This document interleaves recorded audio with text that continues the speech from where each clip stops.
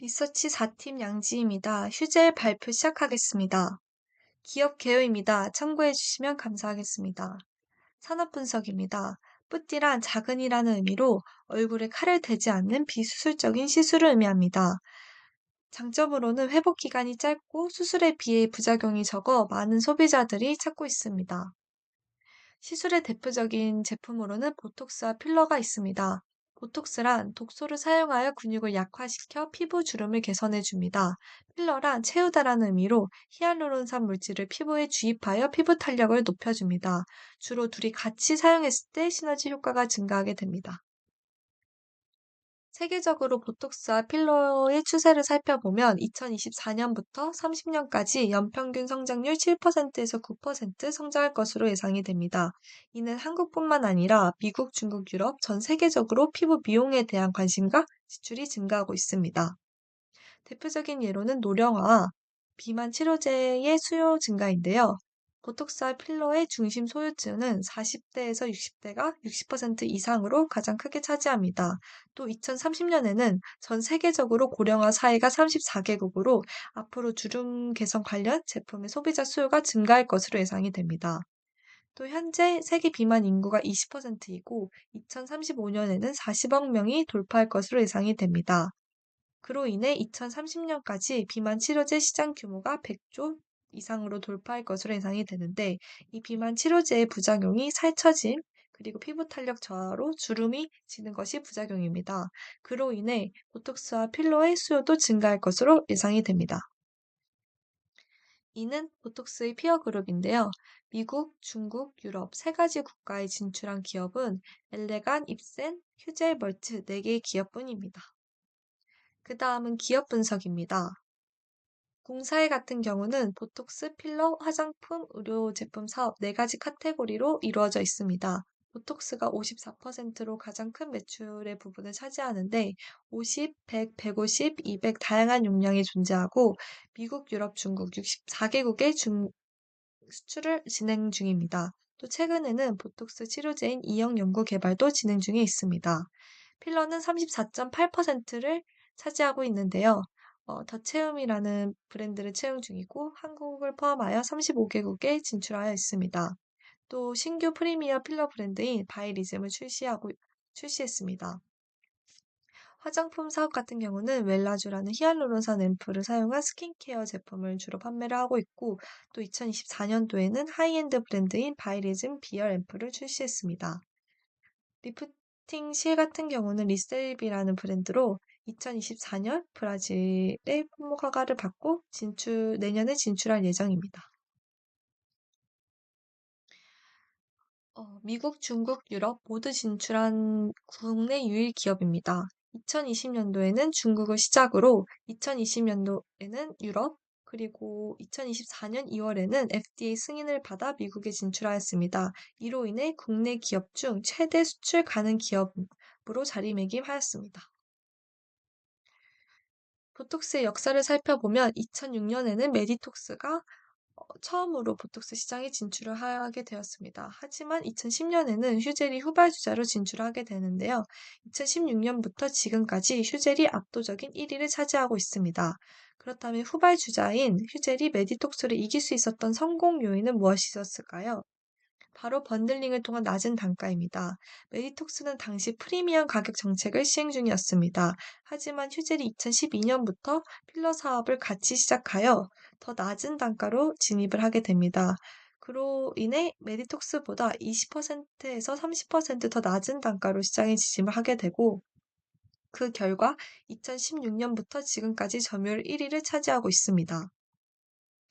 그 다음은 똑똑해진 소비자들입니다. 요즘 추세를 살펴보면 수입산보다 국내 제품 선호도가 매우 크게 상승하고 있는데요. 경험상 한국 제품하고 독일 제품의 성능 차이는 크지 않지만 가격은 2배 이상 더 저렴한 한국 제품을 더 선호를 하는 것이고, 또 국내산 제품이 예전과 다르게 FDA 승인을 받은 만큼 제품력 또한 상승을 했기 때문에 국내 제품의 선호도도 상승을 하고 있습니다. 그 다음은 투자 포인트입니다. 보톡스 시장의 가장 큰 투자 포인트는 바로 누가 많이 수출하느냐, 즉 Q의 상승입니다. 현재 진출해 있는 제품이 너무 많고 또 품질 또한 비슷한 수준이기에 가격의 상승을 기대하기는 어렵습니다. 결국 성장의 핵심은 수량을 최대한 가장 많이 확보하는 것이 중요합니다.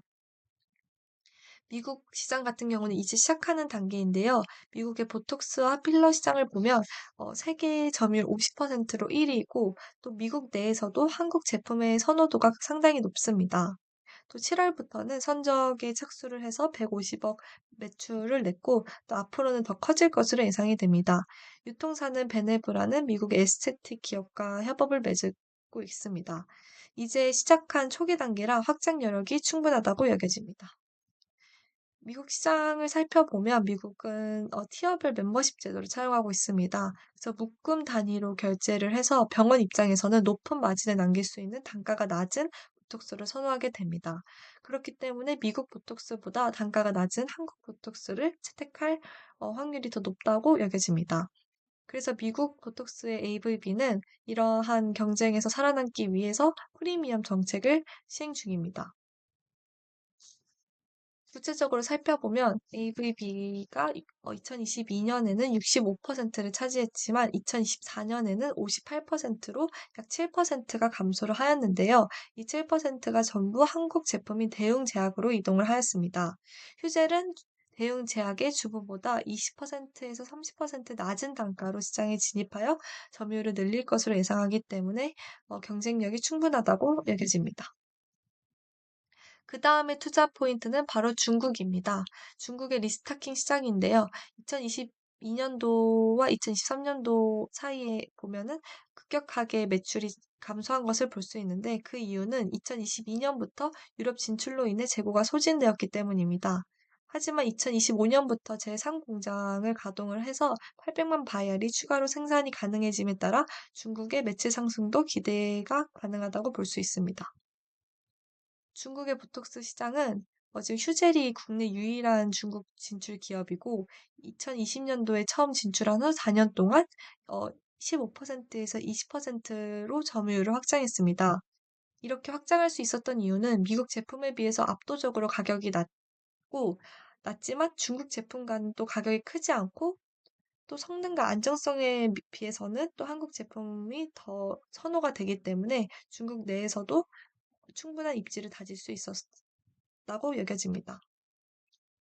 또 유럽, 태국 그 외 국가들을 보면 보톡스 수역은 매년 7% 이상 성장을 예상하고 있고 또 2025년부터는 중동, 두바이에 진출할 예정입니다.